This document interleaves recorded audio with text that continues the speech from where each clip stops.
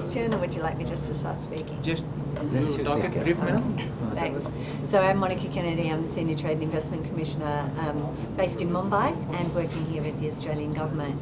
I'm here to talk today not only about the great relationship between Australia and India in education, but also to talk about a roadshow that's going to be rolling out from the 4th of September right through till the 14th of September. The Australian Government, along with our leading institutions in Australia, are taking a roadshow right across India, Sri Lanka and Bangladesh, and we're going to be talking about the fabulous relationship between Australia and India. We're going to be talking about the wonderful education system that underpins fabulous institutions, great quality qualifications and an amazing student experience in Australia. And as we're doing this, we're going to be meeting with students, their parents, and we're going to be talking with them about everything that Australia has to offer, both in the study experience, but also in the ways in which we're able to maintain and reassure and secure students' safety and a fabulous study experience. You may know Australia as a wonderful place to live and to study and to work. You may not know as much of the fabulous institutions that we have, with 3 of our universities in the top 20 in the world, with 9 in the top 100, and with all but a handful in the top 500. We really do have an excellent education offer, and our Study Australia Showcase is going to take that right across India, Bangladesh and Sri Lanka over the next month or so. Speaking about growth. Talk about growth. Yeah. We are seeing some significant growth in the number of applicants and successful applicants to study in Australia. We think this is because there is such a good relationship at the moment between Australia and India. Certainly, our Honourable Prime Ministers have never been closer. Our education ministers and trade ministers are meeting regularly, and we've been able to do some significant work on the development of the Australia-India Economic Cooperation and Trade Agreement. This is lifting the visibility of the relationship between Australia and India, and it's allowing students to see more clearly what it is that Australia has to offer in education. At the same time, our education institutions have been increasingly visible, certainly with the latest rankings released showing the growth in profile and in the rankings for Australian institutions. But also, I think, coming out of COVID, so many of the students who were Australia bound remained loyal to Australia, came back over the last few years and are talking to their friends and schoolmates about what a fabulous experience they're having, what a great place Australia is for living, working and studying, and I think this is having an important impact as well. Thank you. Thank you. The discussion we're having about increasing creativity and developing creativity in students from around the world. The humanities traditionally will engage students in deep thinking and developing ways of thinking that will enable them to have flexibility as they move into the world of work. Now, I promised that I would speak for just a few minutes. I've spoken for a very long time, but my key messages are: Australia is competing on the international education scene because we have an excellent education system, not only in our qualifications, not only in our institutions, not only in the experience, but in the protection that we provide for our students. We have great opportunities for students to develop their career, and we have a real focus on employability, and we're going to be taking that to India, Sri Lanka and Bangladesh, and here in Hyderabad on the 14th to meet with students on the 9th of September. 9th of September, Hyderabad. My apologies, I'm terrible with numbers. And they are the key messages to take away. I would love to answer some questions and have my helpful colleagues help me with any answers that relate to numbers. Thanks very much, everyone. And the first thing I'd like to say is that during COVID, Indian students were very, very loyal to Australia. So for those students who were already studying in Australia when COVID came, over 80% of students from India stayed in Australia and saw out their time while our borders were closed. So that's the first thing. Australia protected those students who were studying with us. And those students who couldn't come because our borders were closed so tightly, they waited. And we had a huge rebound in the students from around the world, but particularly from India, as we opened our borders. the end of 2021. In December fact, December 2021. In fact, I was on one of the first flights arriving from India to Australia on the 24th of December 2021. It was amazing. The flight was full of young students. I think there was, maybe only half a dozen of us that were over about 26. And it was just an incredibly vibrant moment. All of the students arriving in Australia. I met these couple of boys that as we were waiting for our bags to come through, two boys from Sikkim that were coming to study. And I said to them, have you been to Australia before? Is this a new experience? And one of the boys said, oh no ma'am, I've been to Australia many times. And I said, oh, that's great, but only in my dreams.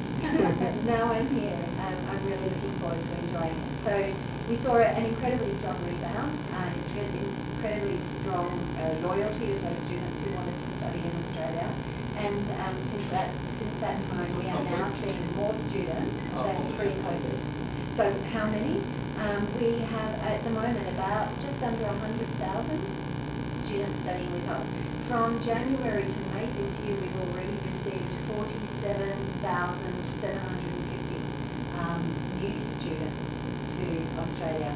So we will see that number from India grow beyond the nearly 100,000 as each year builds. Because we were closed for 2 years, as each year the students go from year 1 to year 2 to year 3, we'll see that number build.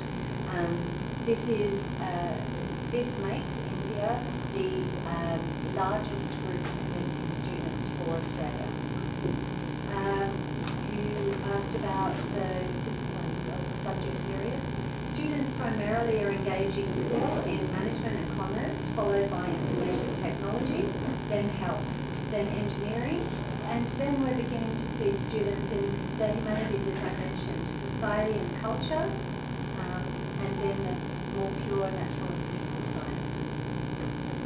In terms of cost, Students will come to study with us in Australia for an undergraduate program of 3 years and a master's program of 2 years.